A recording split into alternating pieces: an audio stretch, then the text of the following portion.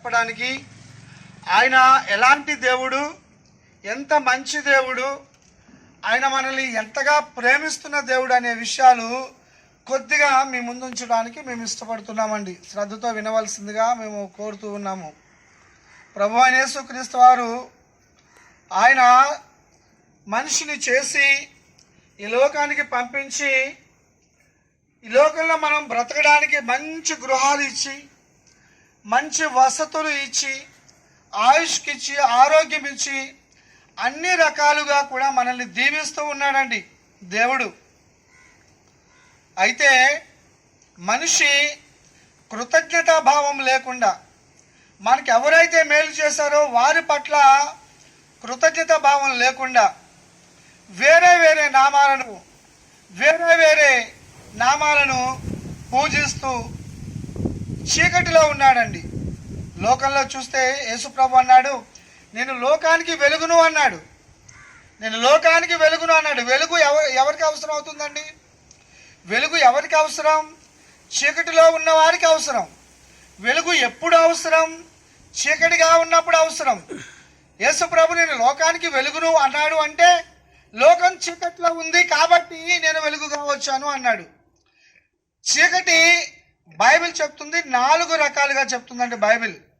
చీకటి అంటే పాపము అనే చీకటి, చీకటి అంటే మరణము అనే చీకటి, చీకటి అంటే అజ్ఞానము అనే చీకటి, చీకటి అంటే అశాంతి అనే చీకటి.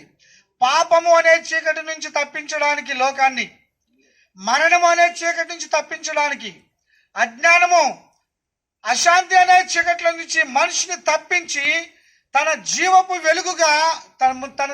వెలుగులోనికి నడిపించడానికి నీతి సూర్యుడిగా యేసు ప్రభు వారి లోకానికి వచ్చాడండి.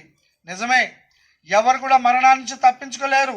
ఎవరు కూడా పాపాన్ని జయించి పాప శిక్ష అయిన నిత్య అగ్నిగుండం నుంచి తప్పించుకోలేరు.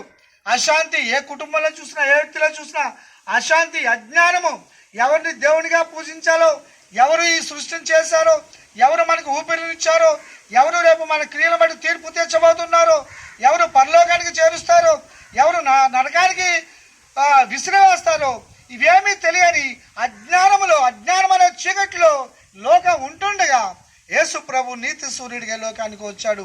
నేను వెలుగును అన్నాడు, నేను లోకానికి వెలుగును అన్నాడు. అవును, ఆయన నమ్ముకున్నట్లయితే, ఆయన ఎందుకు విశ్వసించినట్లయితే, ఆయన మాటలకు లోబడినట్లయితే, ఆయన ఏమైతే చేశాడో, ఏమైతే చెప్పినాడో అవి మనం విశ్వసించినట్లయితే నిజంగా మన పాప భారం నుంచి మనం విడిపించబడతాము, మనం దీవించబడతామండి, మన కుటుంబాలు దీవించబడతాయండి.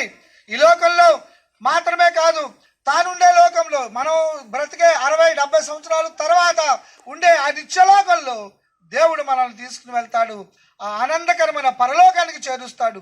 అలా చేర్చగలిగిన వాడు ఒకే ఒక్కడు, యేసు ప్రభు అని అన్నాడు.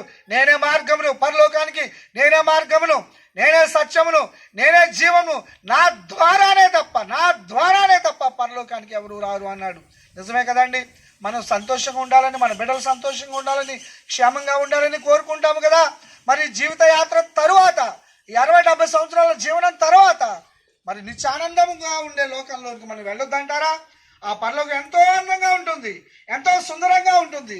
మేము ఈ గ్రామానికి వచ్చినప్పుడు ఎంత సంతోషిస్తున్నామో, ఎటు చూసిన పచ్చని చెట్లు, ఎటు చూసిన తోటలు, కొబ్బరి తోటలు, అరటి తోటలు, ఎన్నో తోటలు, ఎన్నో పూల తోటలు, ఎంత అందంగా ఉందో ప్రకృతి. మరి ఆ పరలోకము మనం నాటుకుని పెంచుకుంటున్న తోటలు ఎంత అందంగా ఉంటే, మనం కట్టుకుంటున్న ఇళ్ళే ఎంత సౌకర్యవంతంగా ఉంటే, అయ్యా అమ్మ ఆలోచించండి, దేవుడు మన కోసం నిత్యము ఉండే నాశనం లేని, ఆకలి లేని లోకం, దప్పిక లేని లోకం, రోగాలు లేని లోకం, అసలు కరువు, కాటకాలు, సునామీలు, భూకంపాలు, అసలు ఎలాంటి సమస్యలు లేని లోకము, ఆ పరలోకము ఎంత అందంగా ఉంటుందో ఆలోచించండి. మరి ఆ లోకంలో నిత్యము జీవించాలని మనకు కోరిక ఉండదంటారా? ఆ లోకానికి వెళ్ళాలంటే ఒకే ఒక్క మార్గము, యేసు ప్రభు తానన్నమాట, నేనే మార్గమును, నేనే సత్యమును, నేనే జీవమును. మరి ఆ లోకానికి వెళ్ళాలి అంటే, ఘోరమైన ఆ నరక శిక్షను తప్పించుకోవాలంటే మనం ఏమి చేయాలి అంటే ఒకే ఒక మార్గము.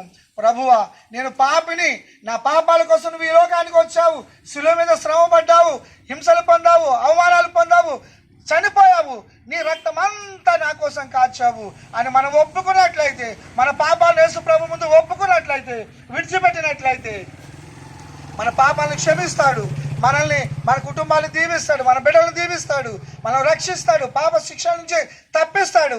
అయ్యా అమ్మ, దయచేసి ఈ మాటలు మీరు మనసులో పెట్టండి, అన్యదా భావించకండి, వేరే మతానికి సంబంధించిన మాటని నేను అని వృధాగా వాటిని విడిచిపెట్టకండి.